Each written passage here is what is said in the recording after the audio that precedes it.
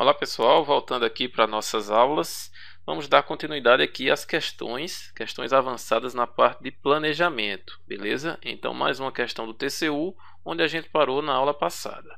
Essa questão eu fiz uma pequena adaptação, né, porque ela era mais velha, de 2009, precisei alterar alguma coisa para ela poder servir aqui para a gente.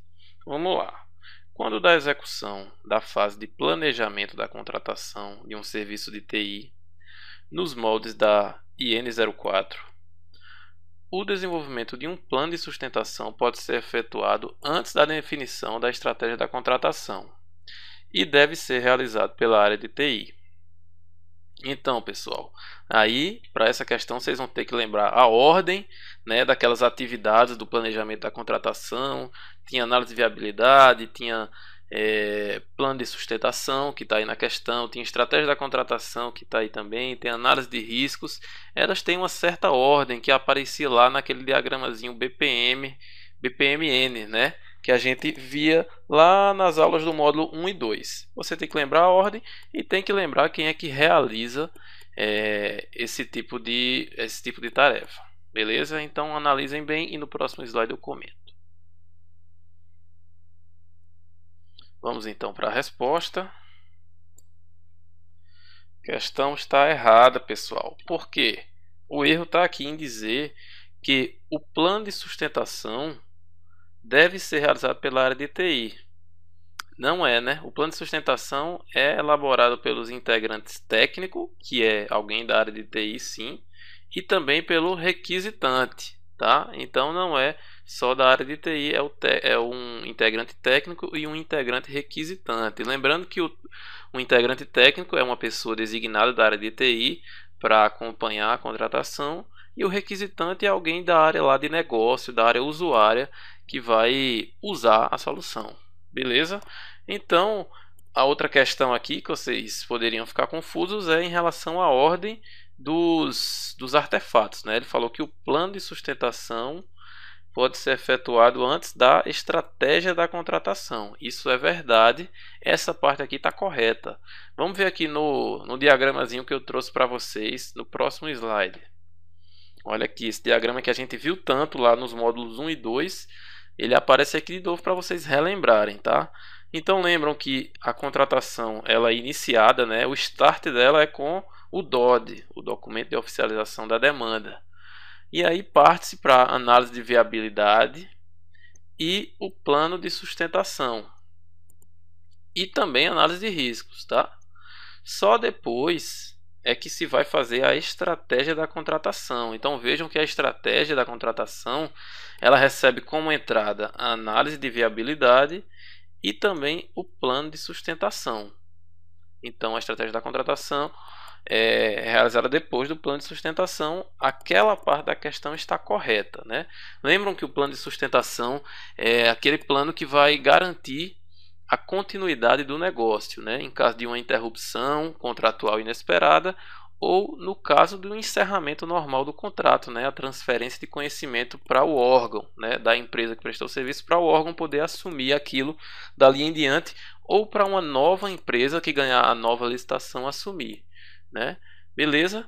Então, só voltando aqui, o desenvolvimento do plano de sustentação pode ser efetuado antes da estratégia da contratação, sim, e deve ser realizado pela área TI. Não, né? Como a gente viu aqui, ó, no trechinho do artigo 14 da IN 04, o plano de sustentação é dos integrantes técnico e requisitante. Então, pessoal, vocês já começam a perceber que alguns concursos, né, cobram quem é que faz os artefatos, né? Então por isso é importante você abrir lá a IN 04 e tentar entender, ler, né, para ver quem é que faz o que, né? Quem faz o plano de sustentação, são quais integrantes, quem faz a análise de viabilidade, né? A gente viu vários exemplos disso nos módulos 1 e 2, viu algumas questões e aqui eu trago de novo para reforçar para vocês. Vamos lá, em frente. Isso aqui está lá no site do Governo Eletrônico, tá? Quem quiser, esse diagramazinho ele é interativo lá no site. Você clica e entra, né? E consegue ver o que, por exemplo, você clicar aqui em análise de viabilidade, você vai ver o que é que tem dentro da análise de viabilidade, né? Outros diagramas, né? Subprocessos. Então vamos lá.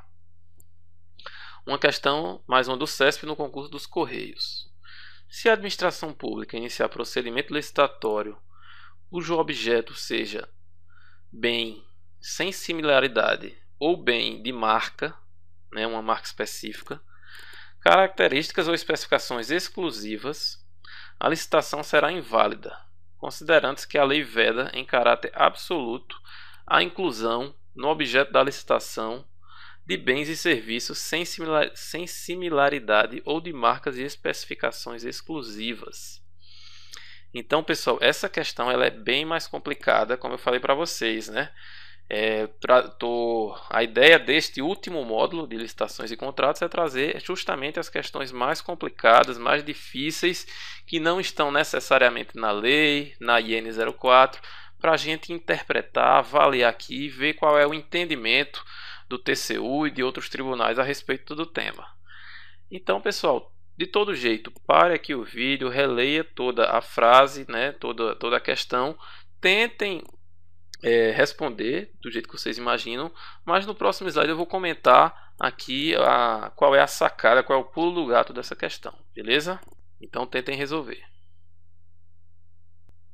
Vamos passar então para a resposta. A questão está errada, pessoal. Primeira coisa aqui, um bizu genérico, né? Um bizu genérico não relacionado a essa questão.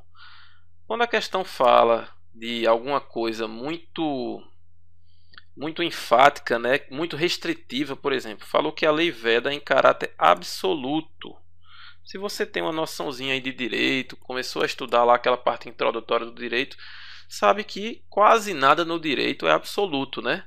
No direito constitucional a gente estuda que mesmo as normas constitucionais dificilmente elas são absolutas, ou seja, não admitem nenhuma exceção, nenhum caso que seja diferente, né? Então, se falou em lei de caráter absoluto, você já suspeita. Não estou dizendo que vai estar sempre errado, mas já suspeita daquilo, né? E aí, ó, tá falando o que é que essa questão está falando, né? Voltando agora para essa questão especificamente. Falou que a administração começou uma licitação cujo objeto, né, a coisa que vai ser contratada é um bem sem similaridade, ou seja, não tem outros bens iguais, similares, né, que você possa escolher entre um e outro. Ou um bem de marca, características ou especificações exclusivas. Ou seja, você precisa de um bem que é de uma marca específica ou que tem uma especificação única que de repente só um fornecedor vai ter. O que é que essa questão está falando? Que nesse caso a licitação será inválida, considerando-se que a lei veda em caráter absoluto a inclusão na licitação de bens e serviços sem similaridade ou de marcas e especificações exclusivas. Então a questão está falando que não é possível de jeito nenhum, né? Caráter absoluto, é proibido adquirir um bem que não tenha similaridade ou que seja de uma marca ou especificação exclusiva. A gente vai ver aqui, quando eu comecei a estudar licitações, eu até achei que era assim, né? Não pode de jeito nenhum indicar marca, mas existem exceções e essa questão está trazendo essa exceção. Então vamos ver aqui, ó, o que eu trouxe para vocês, uma súmula do TCU, né? O que é uma súmula? Quando o TCU tem os entendimentos repetidamente sobre o mesmo assunto, né? Uma questão polêmica, uma questão ali que está nas entrelinhas da lei, e ele começa a ter o mesmo entendimento sempre, então para tirar aquela dúvida ele faz uma súmula, tá? Dizendo que aquele é um entendimento lá de vários acórdãos do TCU. Ele fez essa súmula recentemente em 2012. E o que é que essa súmula fala? Em licitações referentes a compras, inclusive de softwares, então ó, esse tema é importante para a gente de TI, tá? Veja que lá na questão ele não estava falando especificamente de TI, né? Vamos ver aqui, ó. Não está falando que é tecnologia, que é informática, mas, né, é importante porque isso cai nos concursos de TI, porque a súmula do TCU ela foi aí feita justamente porque isso acontecia muito em softwares, né? Os órgãos volta e meia querem comprar um software de uma marca específica. Como isso acontece? Imagine, um órgão público quer comprar o Microsoft Office, que é o mais comum, o mais utilizado, que todo mundo sabe mexer.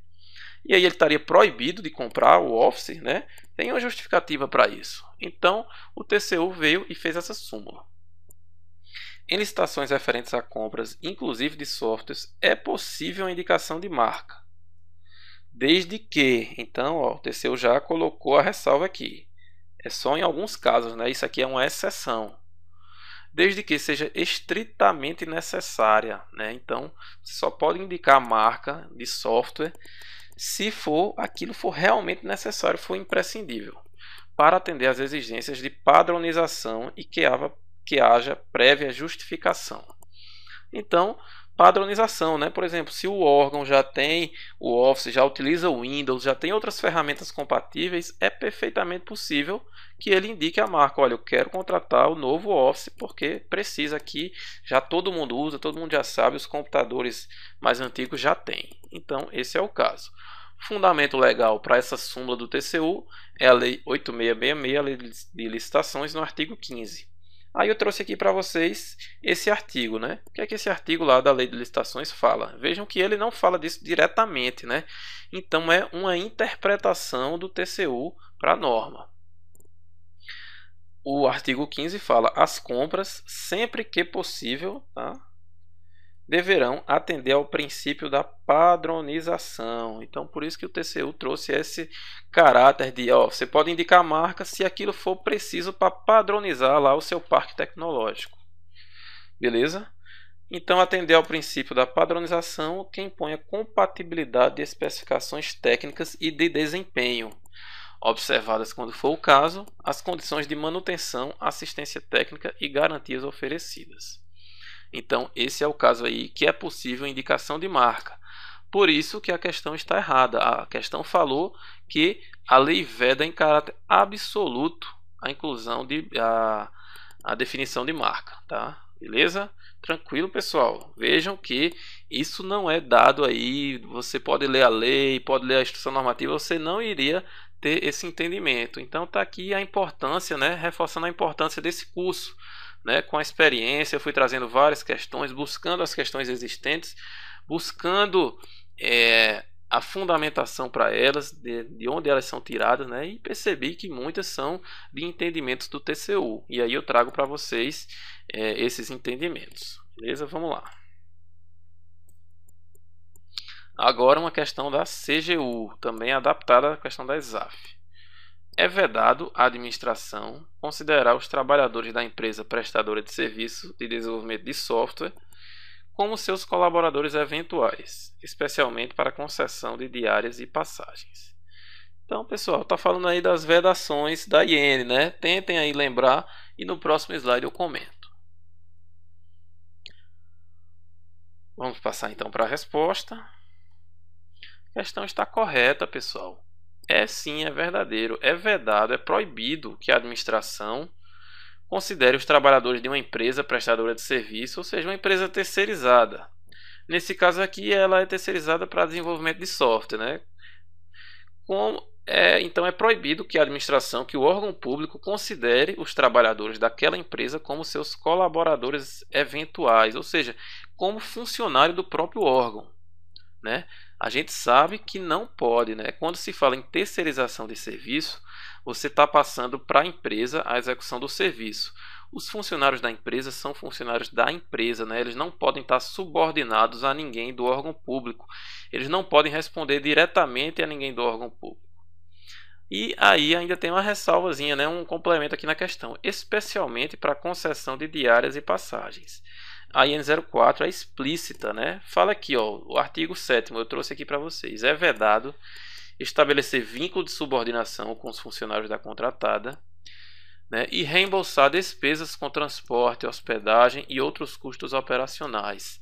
Então, se o funcionário da empresa precisou viajar, se ele mora longe, quer pagar auxílio transporte, essas coisas, o órgão não pode fazer isso.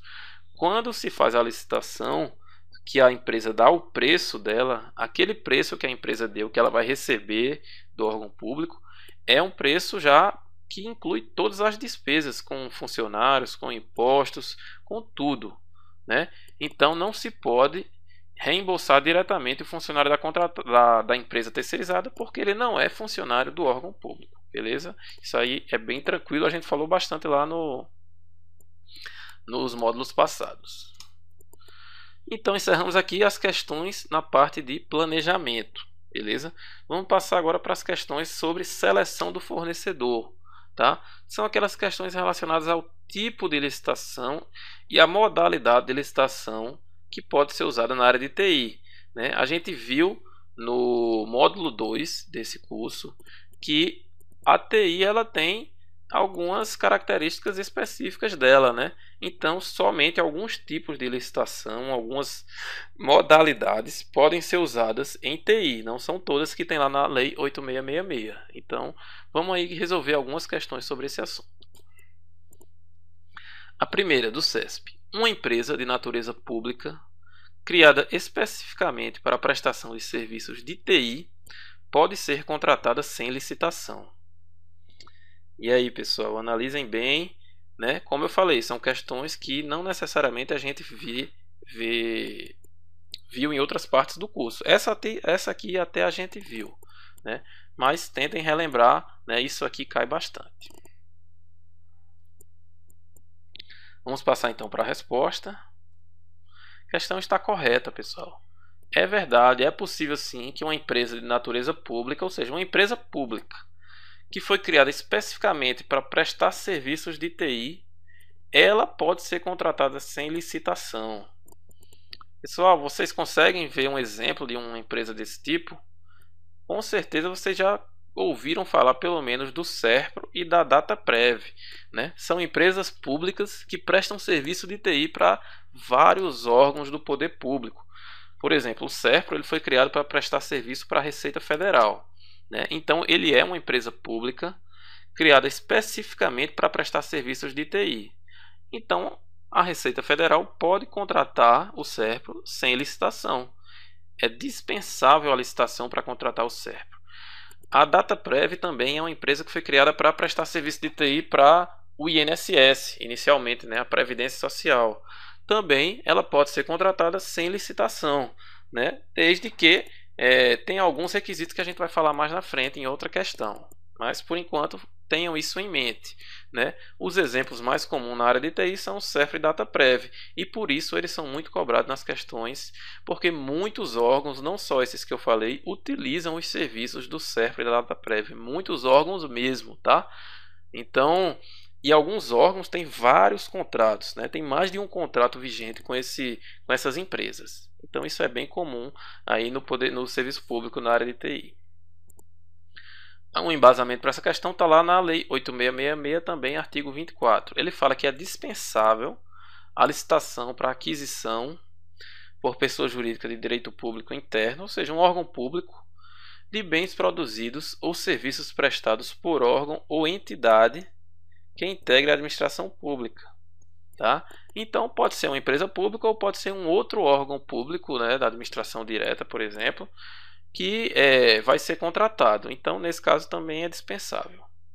Mas desde que aquele órgão ou aquela empresa tenha sido criado para aquele fim específico, né, nesse caso, prestação de serviço de TI, em data anterior à vigência desta lei. Esta lei é a Lei 8666, tá? Então não se pode criar agora uma nova empresa de TI, uma nova empresa pública para prestar serviços e ter a licitação sendo dispensável para contratar ela, tá? As que já existiam antes, beleza, podem, mas não pode criar novas para isso. E também, ó, outro requisito aqui que eu tinha falado, ó, o preço que vai ser contratado tem que estar compatível com o preço de mercado, né? Então isso é um requisito importante. Ok, vamos lá para mais uma.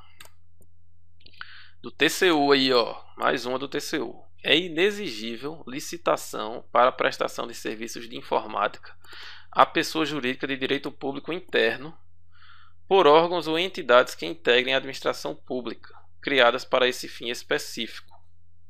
Então, pessoal, leiam aí também questão bem parecida com aquela e no próximo slide eu comento. Vamos passar então para a resposta. A questão está errada, pessoal, por um único detalhe, que está aqui de vermelho, né? A licitação para a prestação de serviço de informática à pessoa jurídica de direito público interno por órgãos ou entidades que integrem a administração pública criados para esse fim específico. Estão todos os requisitos aqui para se ter uma licitação dispensável e não inexigível, tá? Olha a pegadinha aqui do CESP. Existe uma diferença entre licitação dispensável e licitação inexigível. Isso aí você estuda lá na hora que você vai estudar a Lei 8666 por inteiro. Tá? Quando você vai ter lá o curso de Direito Administrativo que estuda a lei de licitações, você vai entender a diferença entre dispensável e inexigível. Mas o que você tem que saber é, nesse caso, para contratar uma empresa pública criada para aquele fim, né, para aquele objetivo específico, a licitação é dispensável e não inexigível. Beleza? Então, esse aí é o erro da questão, uma pegadinha. Vejam aí como o CESP e o TCU, ele gosta de cobrar mesmo o seu, né, ir a fundo no entendimento, né, ver se você está sabendo mesmo o que é que você está respondendo. E aqui mais um detalhe que eu trago para vocês sobre esse assunto, né, um assunto parecido que eu aproveitei para destacar aqui. Está lá no artigo 1º da IN 04. O parágrafo único fala: o disposto nesta instrução normativa não se aplica, ou seja, o que está ali na IN 04 não é aplicável nos seguintes casos: contratações em que a contratada for órgão ou entidade, nos termos da lei tal, ou empresa pública, nos termos das leis tal. Ou seja, quando se vai contratar uma empresa pública ou um outro órgão público, então não precisa seguir o que está lá na IN 04, né? Tudo aquilo que está na IN 04 não precisa ser seguido se um órgão está contratando um outro órgão público ou uma empresa pública, como é aquele caso que a gente viu ali do SERPRO, tá? Então, se está contratando SERPRO, DataPrev, ou seja, uma empresa pública, além do que a gente viu lá no slide passado, de que é dispensável, não precisa fazer licitação, também não precisa seguir todos os trâmites que tem na IN 04. São esses aí os detalhes. E também aqui sobre a IN 04, né, não precisa utilizar todos os trâmites, todas as atividades e artefatos da IN 04 se a contratação ela tiver uma estimativa de preços inferior ao que está lá no artigo 23 da Lei 8666, tá? No artigo 23, inciso 2, é a linha A. O que é que está lá nesse artigo, inciso e a linha? Está falando do preço, do limite para se fazer uma licitação na modalidade convite. Vocês lembram que as modalidades principais, né? Convite, tomada de preços, concorrência e pregão. Para se fazer convite, o máximo do valor da licitação é 80 mil. Se for mais de 80 mil, tem que se usar uma outra modalidade mais complexa, com mais detalhes. Então, a IN 04 ela fala: se você vai fazer uma contratação com valor inferior a 80 mil, que é o mesmo limite da modalidade convite, não precisa passar pelos trâmites da IN 04 também, né? Afinal, é um pouco burocrática essa instrução normativa, né? Pede muitos documentos, muitos artefatos. Então, se a licitação tem um valor baixo, não precisa passar por tudo isso, né? Detalhe importante também. Vamos lá. Questão do Ministério do Meio Ambiente. Para a contratação de bens e serviços de informática pela administração pública, se adotado o critério técnica e preço, não pode ser utilizado o procedimento licitatório na modalidade convite, independentemente do valor desses bens e serviços. Então vejam também aí, pessoal, mais uma questão aí sobre tipo e modalidade de licitação. Parem, pensem e no próximo eu comento. Vamos passar então para a resposta. Resposta, questão correta. A afirmação aí está perfeita. Olha lá, para a contratação de bens e serviços de informática, se for adotado o critério técnica e preço, então vejam, para a TI só se pode utilizar técnica e preço ou menor preço, né? São esses os dois tipos, vocês estão lembrados, né? Melhor técnica é proibido para a TI, é só técnica e preço ou menor preço. Então, se vai utilizar técnica e preço, não pode ser utilizado o procedimento na modalidade convite. Não pode, independentemente do valor, mesmo que o valor esteja abaixo dos 80 mil. Por quê? Porque o decreto 7174, que a gente já estudou, inclusive viu essa parte no módulo 2, fala que quando da adoção do critério de julgamento técnica e preço, será vedada a utilização da modalidade de convite independente do valor, literalmente o que está na questão, tá? Por que isso, pessoal? Porque vocês podem estar se perguntando, por que eu não posso utilizar convite? Porque uma licitação do tipo técnica e preço, ela é mais complexa, né? Tem que se atribuir vários critérios, né?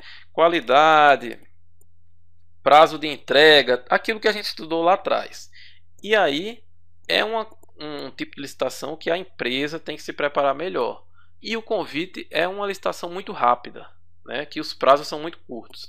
Então, nesse caso, o decreto 7174 regulamenta isso aí. Ok?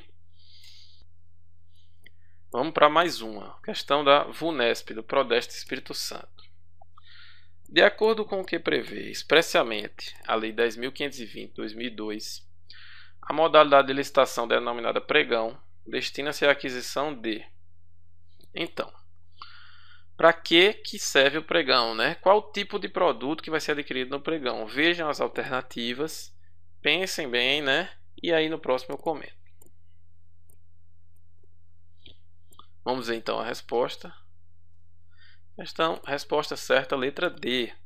O pregão destina-se à aquisição de bens e serviços comuns. A gente viu isso bem lá no módulo 2 também, tá? Então, pessoal, você pode até ter se confundido aí, achado que o pregão era só para produtos de informática, serviços relacionados à TI. Não, não é só para TI. Muito menos para publicidade e divulgação. Também não é para material e serviço de alto custo, né? O pregão não depende muito do valor. Bens de uso especializado e serviços de manutenção de alta tecnologia, menos ainda, né? Então, pessoal, o pregão ele não é específico para informática ou para TI, ele é para bens e serviços comuns, né? Qualquer bem ou serviço que possa ali ser especificado objetivamente no edital, né? Esse é o conceito de bens e serviços comum que a gente já viu, né? Bens e serviços que você consiga definir, né, todos os requisitos de forma objetiva. Ok? Então, letra D é a correta. A gente encerra por aqui, pessoal, essa aula. Na próxima aula a gente continua com o restante das questões. Beleza? Então, espero vocês daqui a pouco.